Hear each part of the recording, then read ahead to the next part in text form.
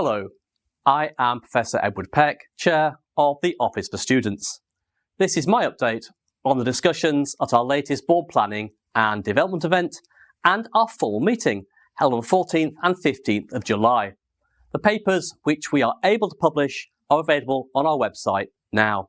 These were the first full board events attended by the OfS's new chief executives, Ruth Hannant and Polly Payne, who joined in May.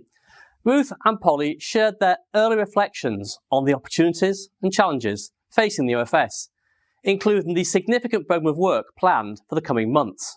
What really stood out was their genuine and long-standing enthusiasm for the importance of the role of the OfS in the higher education sector and the positive impact we can have on students. We can all look forward to this next phase of the OfS's development as we benefit from their leadership. First of all, a few words about the board planning and development sessions. These give us a chance to reflect on how we work together, drawing on the vast expertise and experience that each member brings, and where we pinpoint how we can improve. In my last video, I said that the board would be discussing lessons we had learned from the University of Sussex Judicial Review. This was a long session where we explored not just what that judgment meant for our regulation, but also considered a wider range of feedback, both internal and external.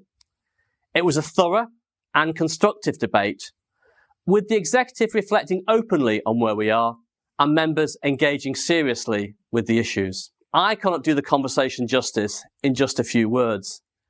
We spoke about the importance of trust between ourselves and providers, and how we must understand more how regulation feels from their perspective, and how essential it is for providers to feel they are all being treated fairly.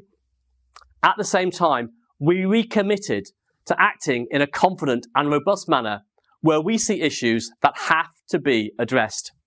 We will share much more about the outcomes of this conversation for you and for us as we head into the early autumn.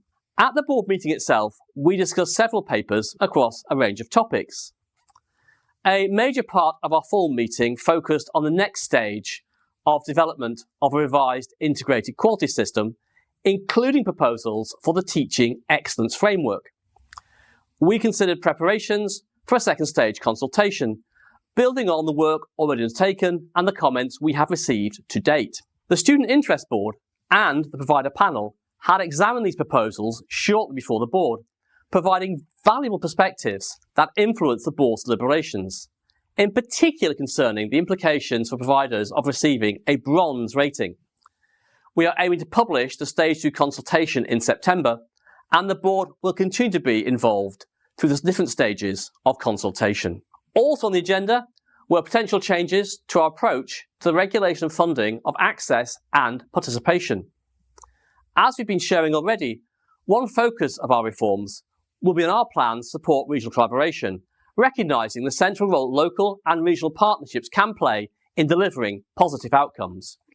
We want to build on the work done by providers independently and through their work driven by UniConnect, the 29 partnerships of universities, colleges and other local organisations which offer activities, advice and information to prospective students. At the same time, the board talked about how we can ensure that our approach in this area aligns our work on quality, with providers being held more accountable for delivering on their own commitments. As this work develops, we will continue to engage with students, providers and other stakeholders to ensure that our approach is both effective and proportionate. We aim to publish more details on planned regional access partnerships in the autumn. We received operational proposals relating to the delivery of the free speech complaint scheme, which will open on September 1st, discussing arrangements to ensure that the scheme operates effectively and in line with the requirements set out in legislation. Guidance on the scheme will be published in August. Alongside these matters, the board received reports on a range of topics relating to the management and performance of the OfS, including people and finance, as well as reports from our various committees, including the newly established Public Affairs Committee and the Financial Sustainability Advisory Panel. Across all our discussions, we remain focused on the outcomes that matter most, ensuring that we have a diverse and sustainable higher education sector so that students with the ability to benefit from higher education can do so whatever and wherever their background.